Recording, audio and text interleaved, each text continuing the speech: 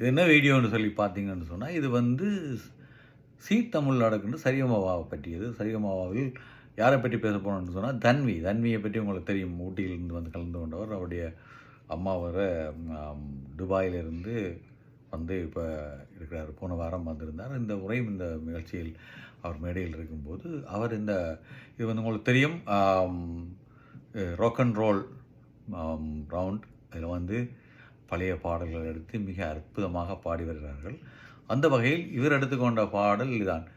கண்ணை மெல்ல மூடும் தன்னை எண்ணி வாடும் பெண்ணை பாட சொன்னால் என்ன பாட தோன்றும், உன்னை ஒன்று கேட்பேன் உண்மை சொல்ல வேண்டும். அற்புதமாக பாடிப்பார். இது வந்து சுசீலான பாட்டு உங்களுக்கு தெரியும்.